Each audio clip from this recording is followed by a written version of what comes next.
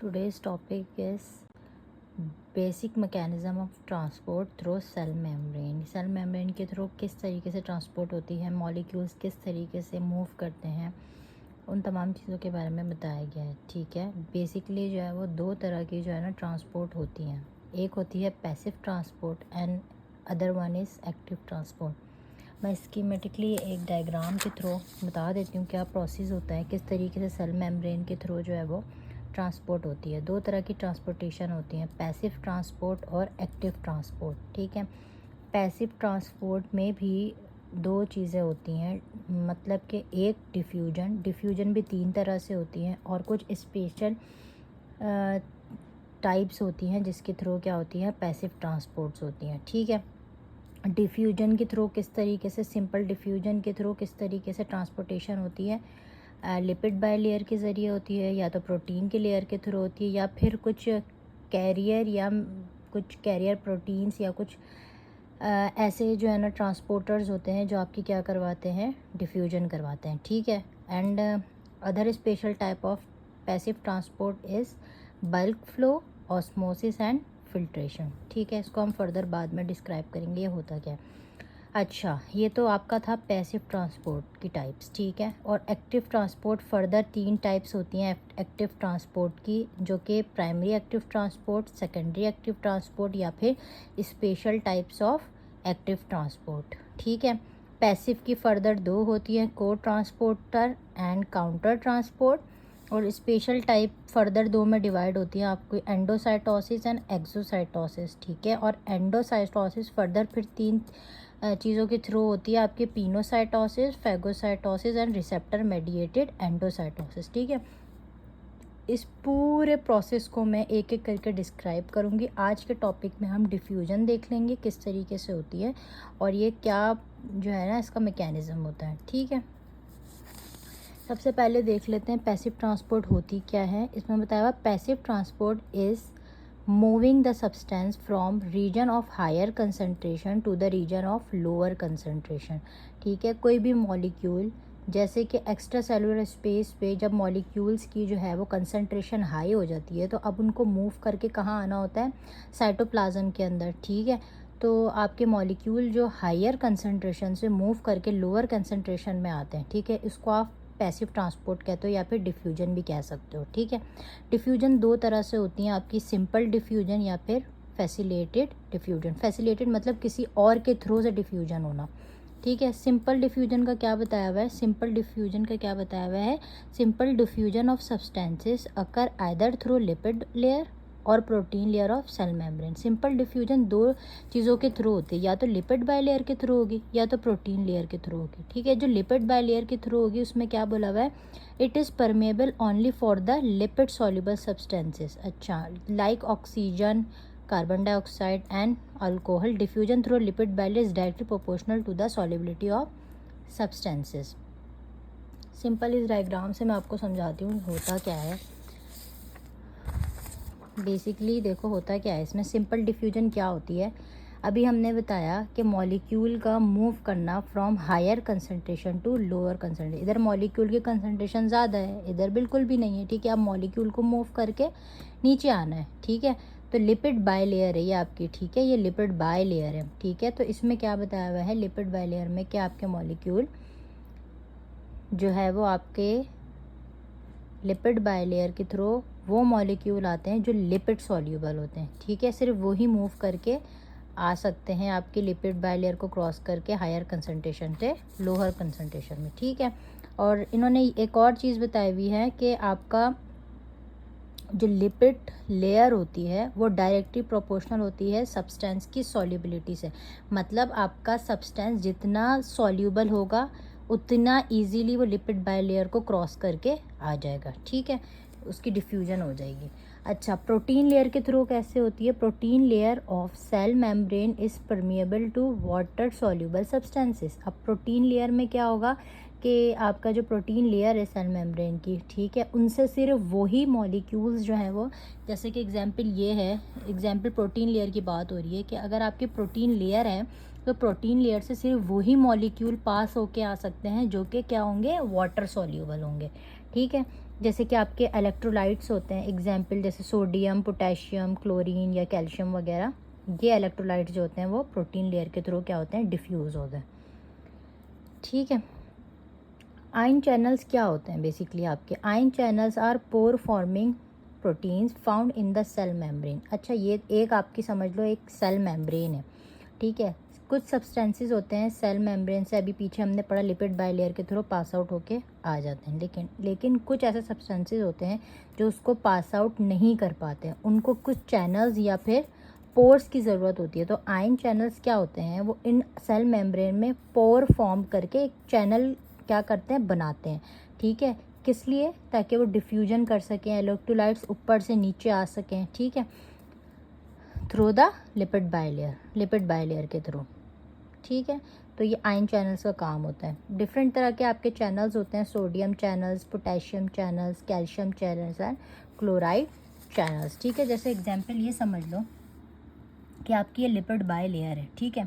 इसमें हमने पढ़ा कि आपकी लिपिड बाइलेयर बेसिकली ऐसी होती है। ठीक है। तो आपकी जो डिफ्यूजन हो रही है प्रोटीन लेयर के थ्रू या लिपिड बाइलेयर के थ्रू, तो उसमें क्या हो रहा था, जो भी आपके वाटर सॉल्युबल कंपाउंड थे वो इजीली लिपिड बाइलेयर को क्रॉस करके आपके एक्स्ट्रासेलुलर स्पेस से साइटोप्लाज्म में आ रहे थे। ठीक है। लेकिन कुछ ऐसे सब्सटेंसेस होते हैं जो साइजेस में बड़े होते हैं, जो लिपिड बाइलेयर को क्रॉस नहीं कर पाते, उनके लिए क्या होता है, कुछ चैनल्स की ज़रूरत होती है। चैनल्स इन अ सेंस इस तरीके के, तो ये क्या करते हैं, आपके आयन चैनल्स पोर फॉर्म करते हैं, किसमें, आपके लिपिड बाइलेयर के अंदर। लिपिड बाइलेयर के अंदर पोर फॉर्म करके एक चैनल बना देते हैं, जिसकी वजह से क्या होता है, आपकी मॉलिक्यूल्स या इलेक्ट्रोलाइट्स जैसे सोडियम, पोटेशियम वगैरह मूव करके अंदर आ जाते हैं। ठीक है। तो आपका ये याद रखना, अभी हमने 4 तरह के चैनल्स पढ़े, सोडियम, पोटेशियम वगैरह। तो सोडियम हमेशा क्या आता है, सोडियम की कंसंट्रेशन जो होती है वो एक्स्ट्रा सेलुलर स्पेस में ज़्यादा होती है। ठीक है। तो इस वजह से आपका सोडियम जो होता है वो कहाँ जाता है, साइटोसोल के अंदर आ जाता है,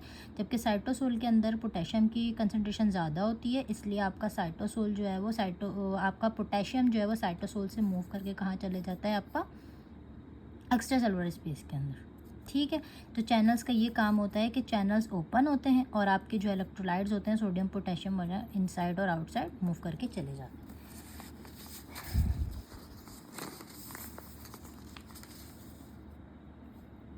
अब हम पढ़ लेते हैं, ये तो हमने एक चैनल पढ़ लिया कि कौन कौन से चैनल्स होते हैं। ठीक है। अब आयन चैनल्स की भी डिफरेंट टाइप्स होती हैं, leak channels, ligand gated channels, chemically gated channels और वोल्टेज गेटेड चैनल्स। अब हम पढ़ लेते हैं कि ये किस किस तरह के होते हैं, ये कैसे फंक्शन जो है ना परफॉर्म करते हैं। अच्छा, ये जो है आपके फर्दर क्या हैं, 4 तरह के चैनल्स होते हैं। एक होता है आपका, first one is leak channel, second one is ligand gated channels, third one is mechanically gated channels and fourth one is voltage gated channels. अच्छा, ये चैनल्स क्या करते हैं, इनका क्या फंक्शन है, ये हम पढ़ लेते हैं। सही है। सबसे पहला जो है ना वो बताया हुआ है कि लीक गेटेड चैनल के बारे में बताया हुआ है। अच्छा, ये जो चैनल्स होते हैं ये आपका जो है ना हमेशा जो है ना क्या करते हैं, आपकी सोडियम और पोटेशियम की मूवमेंट करवाते हैं। ठीक है। पोटेशियम हमेशा क्या होता है आपका आउटसाइड मूव करता है और सोडियम जो होता है वो इनसाइड मूव करता है। ठीक है। तो इसका क्या काम होता है, बेसिकली ये जो चैनल्स होते हैं ये रैंडमली ओपन और क्लोज़ होते हैं। ठीक है। और जब ये रैंडमली ओपन और क्लोज़ होते हैं तो आपकी क्या हो जाती है, आपकी सोडियम की मूवमेंट हो जाती है। सिंपल, और कोई भी काम नहीं है इसका। ठीक है। लेकिन ये याद रखना कि ये जो आपके चैनल्स होते हैं, लीक चैनल्स जो होते हैं, ये जो होते हैं वो आपके फाउंड होते हैं, जितने भी आपके डेंड्राइट्स होते हैं, सेल बॉडी होती है, या भी न्यूरॉन्स के जो एक्सॉन होते हैं, जितने भी एक्सॉन होते हैं, जितने भी तरह के न्यूरॉन्स होते हैं, उसमें जो है ना वो क्या मौजूद होते हैं, ये लीक चैनल्स प्रेजेंट होते हैं। ठीक है। Second one is ligand gated channels. अब ये गेटेड चैनल्स का क्या मतलब है, ये हमेशा ओपन नहीं होंगे, इसका गेट अभी क्या है, बंद है। ठीक है। जब इसका गेट ओपन होगा तो इलेक्ट्रोलाइट्स की क्या हो जाएगी, मूवमेंट हो जाएगी। अब लाइगेंड गेटेड चैनल का क्या बताया हुआ है कि आपका ये जो होता है कि जैसे एग्जांपल ले लो, ये वाली एग्जांपल ले लो, तो एक न्यूरोट्रांसमीटर है जो कि क्या है, एसिटाइल कोलिन है। ठीक है। तो इसमें ये जो है ना वो न्यूरोट्रांसमीटर लाइगेंड गेटेड चैनल में क्या होता है कि जब भी कोई लाइगेंड आपका आके अटैच्ड होगा, जो कि लाइगेंड क्या बताया हुआ है इधर, लाइगेंड क्या बताया हुआ है इधर, एसिटाइल कोलिन। ठीक है, ये चैनल जब ओपन होता है लाइगेंड गेटेड चैनल, जब भी कोई आके क्या लाइगेंड अटैच होगा तो ही इस चैनल का क्या होगा, गेट ओपन होगा। ठीक है, तो एग्जाम्पल इन्होंने बोला कि आपका एग्जाम्पल ले लो, न्यूरोट्रांसमीटर है एक एसिटाइल कोलिन, एसिटाइल कोलिन आके अटैच्ड हुआ तो इसका गेट क्या हो गया, ओपन हो गया। ठीक है, और ओपन होने की वजह से क्या हो गया, चैनल्स ओपन हो गया और आपका जो है ना वो फिर सोडियम पोटेशियम और कैल्शियम की मूवमेंट हो गई। ठीक है, अच्छा, ये जो आपके चैनल्स होते हैं लाइगेंड गेटेड चैनल्स, ये जो चैनल्स होते हैं ये आपके कहाँ कहाँ मौजूद होते हैं, आपकी लोकेशन क्या क्या होती है इसकी, ये जो आपके सेंसरी न्यूरॉन्स होते हैं ना उधर मौजूद होते हैं, उसके डेंड्राइट्स में मौजूद होते हैं। जैसे कि आपका पेन रिसेप्टर, ठीक है, जब भी आपको कोई सेंसेशन आएगी, या आपके मोटर न्यूरॉन्स, इन चीज़ों में जो है ना आपके क्या मौजूद होते हैं, लाइगेंड गेटेड चैनल्स मौजूद होते हैं। Third one is mechanically gated channels. अब मैकेनिकली गेटेड चैनल्स का क्या बताया हुआ है, ये भी जो है ना क्लोज चैनल्स होते हैं। ठीक है, तो इसमें क्या होता है, जब भी आपको कोई मैकेनिकली कोई in the form of vibration, ठीक है, कोई सिग्नल मिलेगा तो ही ये चैनल्स क्या होते हैं, ओपन होते हैं। देखिए, जैसे कि आपको कोई टच करे या कोई प्रेशर या कोई आपका टिश्यू स्ट्रेच हो, कोई भी स्टिमुलस मिले मैकेनिकली, तो ये चैनल क्या होगा, आपका ओपन होगा।